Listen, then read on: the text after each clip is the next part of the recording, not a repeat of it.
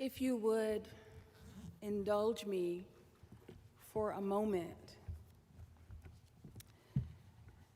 as I take a picture of you in my heart. The images of your faces I'm storing for whatever might be the days of challenge ahead. I know that when I call to mind your faces, I will remember that we have all we need to turn the world right side up again. So just indulge me for a moment with this class of 2025.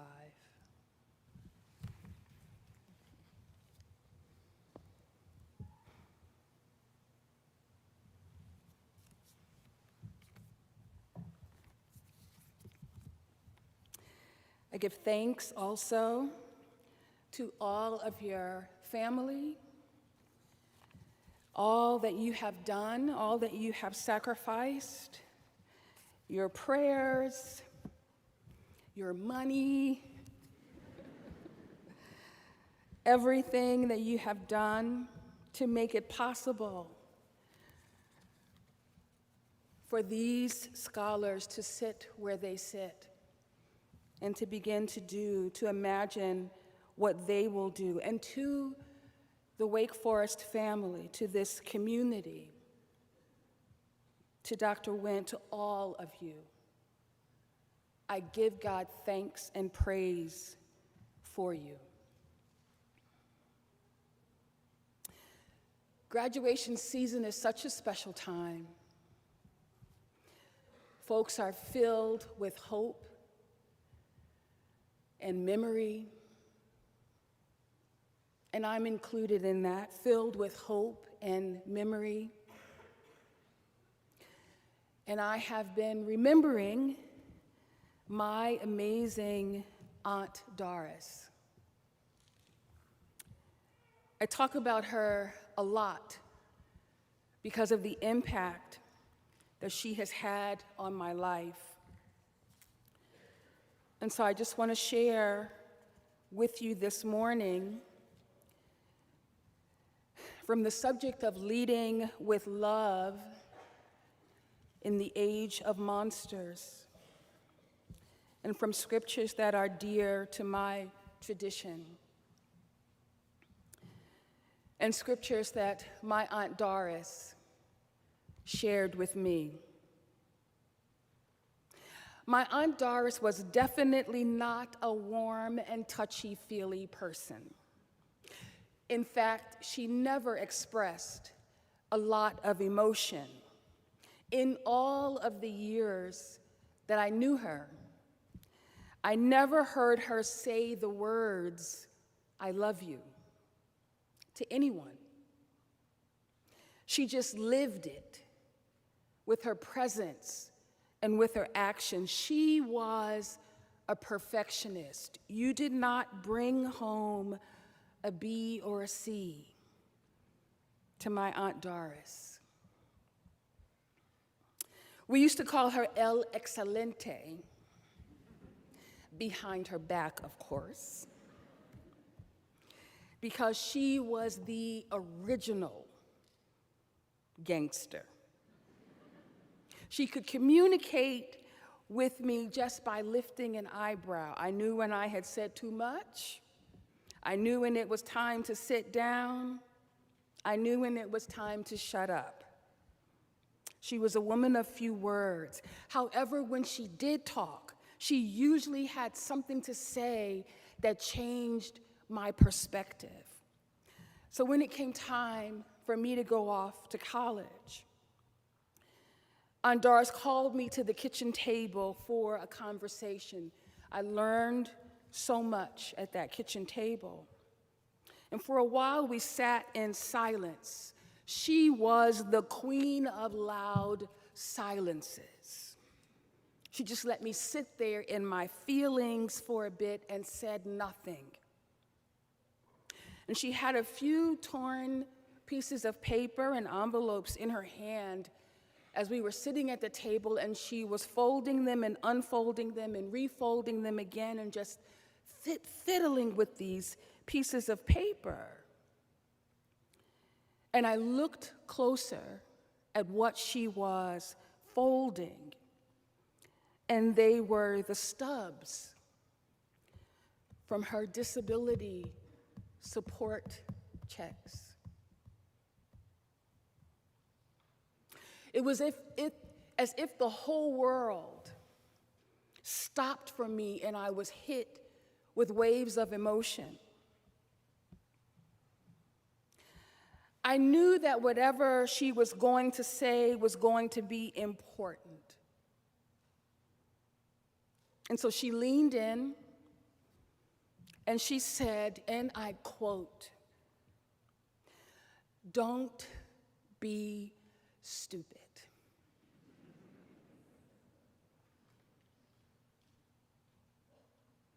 This was the woman who had done so much for me, never steered me wrong, stepped to me in love when I got out of line, which was often, encouraged me when I was down, kicked me in the pants when I got down on myself. And now I'm sitting here in front of her with the realization that I was preparing to go to college, the first in my generation, in part because she saved a portion of her disability payments each month for me.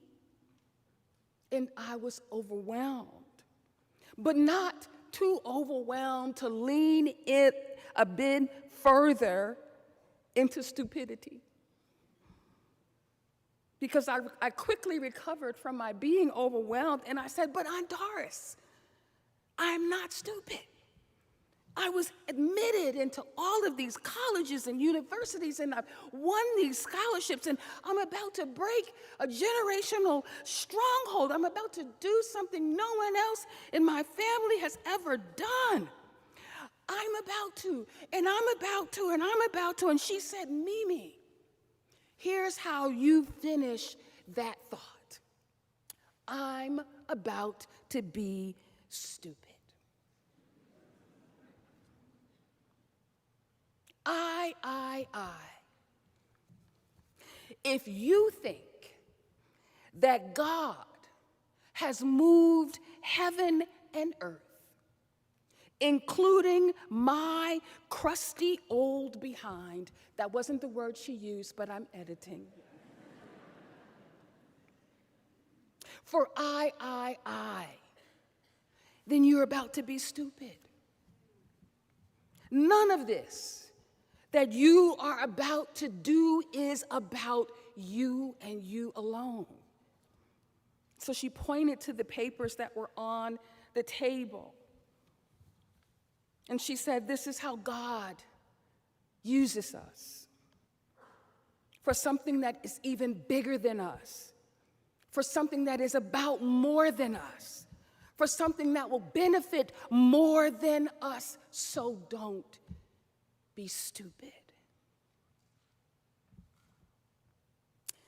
And she was the right leader to show up in that liminal space between what was my world and what could be my world, because she showed up with love and she challenged me to love bigger. No excuses. She knew intimately the fullness of my life, all of my challenges, and everything that I had experienced and overcome, and still no excuses. The Italian philosopher Antonio Gramsci called that liminal space, the space between what was and what's about to be, called that the age of monsters. He said the old world is dying and the new world struggles to be born. Now is the time of monsters. When you see the impact of the unchecked power of leaders on the vulnerable and the economic exploitation, the injustice, the ecological collapse, rampant because fears are cultivated, it's monster time because something has died and something has not yet been born. When you witness in real time how disinformation and half stories undermine truth and trust in history, when individual rights are claimed to both hold and act on dehumanizing ideologies, when elephants dance and no one cares that the grass cries. These times call for resistance and courage, of course, but they also call for something more, something that my Aunt Doris was calling me to. Love. Love. Love will guide you as you try to discern what to do with this education you have earned, as you look out on a world where ideologies trade fear for power, where truth stumbles down the street, and those dreaded words that we are not allowed to say, unjust systems crush your neighbors and the people you love and call it right.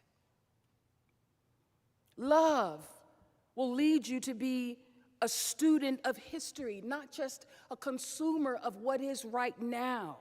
It will cause you to be present with your neighbors, to retire phrases like, now more than ever, in such unprecedented times. This is not who we are.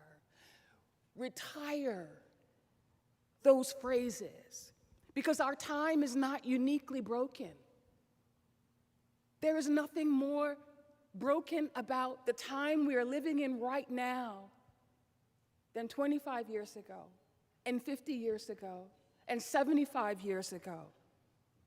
And no, we can't believe the headlines, and we're horrified by videos, and we're disappointed in our leaders and ourselves, and heartbroken to see that our communities, of course, fracture along the lines of race and class and faith and identity, and it feels monstrous, and it is, but we have always lived in the time of monsters. And the story of Jesus is that we have always needed leaders to transform the age, not just survive it. We're not called to survival. We're called to build a thriving world where all of us belong. We're called to transform the world.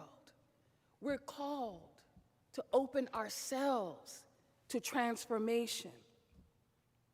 And that transformation is not about having the right political strategy or the most weapons. That call is about love. How do I know that? Because I can ask my enslaved ancestors who sang songs of freedom while bound in chains.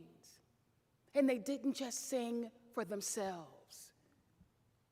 I know that because I can ask those who marched and rallied and resisted in every age for all of the issues that affect all of our lives. And they did that not just for themselves, but for all of us. I can ask our grandmothers who held our communities together with prayer and protest and pots of everything soup.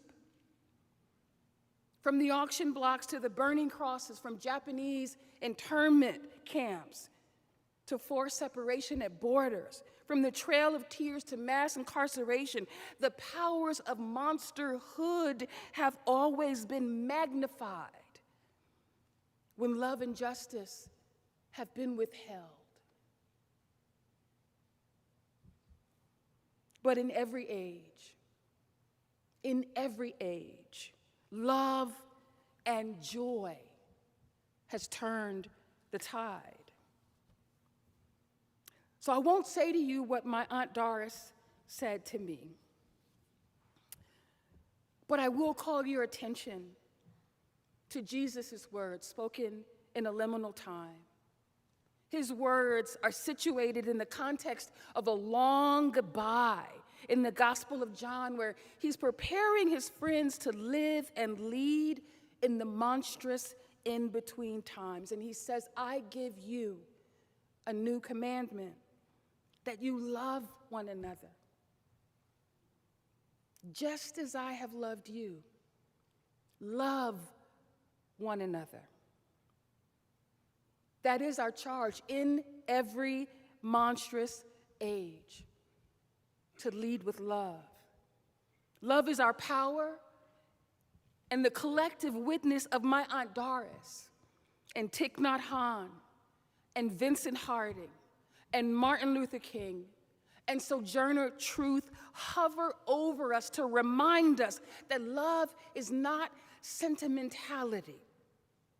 You don't have to like me to love me. Love is not tolerance. How dare we tolerate each other when we have all been made in the image of God, who loves us fiercely? Love is defiant action. It's unbreakable solidarity. Love endures. It does not die. It cannot be buried in a borrowed tomb. It will have the last word.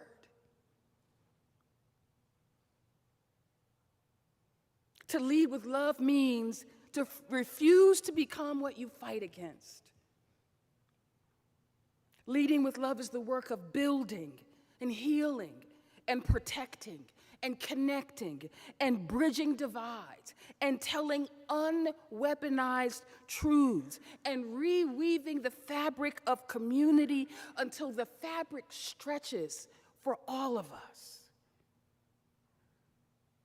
And leading with love requires you to know who you are.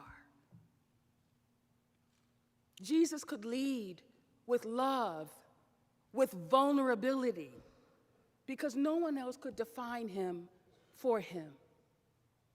Who are you? Who are you is the question.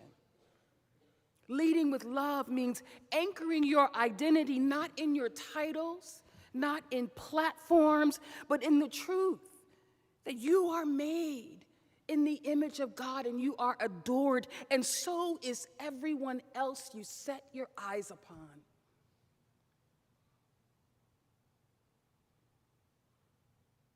Leading with love is about choosing. It's not about feeling, it's about choosing. As Vincent Harding says, to seek the well-being of the other, to engage in the work of creating a social order, not just where you can experience equity and justice, but a social order in which all of us and all of our children and our children's children will find well-being, the well-being that God has intended for us. Today's justice for me is not enough for me if it does not lead to a transformed world for all of us. And wherever your life's vocation calls you, to ministry, to education, to science, to medicine, to business, to caregiving, to politics, wherever it leads you, understand that leading with love is about making a life worthy of the prayers of your ancestors, worthy of your own dreams, and worthy of the children who will inhabit our tomorrows. My question for you is not what injustice you plan to conquer, not what movement you plan to build, to lead. My question for you is how big is your imagination for a world that thrives, a world that includes all of us? No one left out.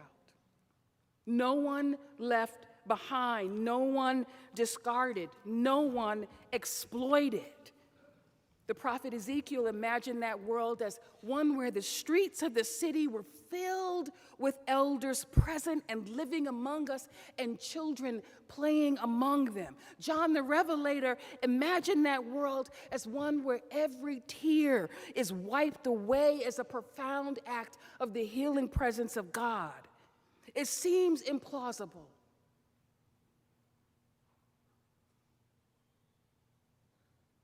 But it's possible. And if it seems otherworldly and unrealistic and not logical and not worth the effort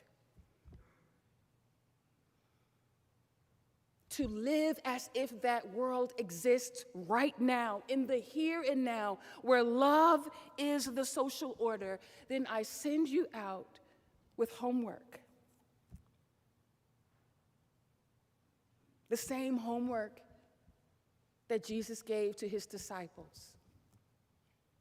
To keep stretching and keep connecting and keep listening and keep showing up and keep pursuing relationships beyond your own circle, to keep drawing your circle wider, to keep learning, to keep letting your heart break open, to listen to children laughing. Until what happened with Jesus, with the prophets, with our ancestors, with my Aunt Doris, happens with you.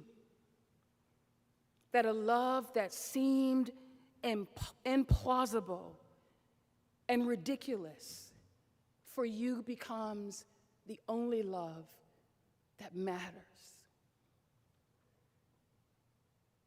I lift up blessings for each and every one of you. And in the name of the Creator who has known us from head to foot, in the name of the Spirit that accompanies us and strengthens us, in the name of our family members who love us, I give thanks for the hope that you are. Lead with love. God bless you.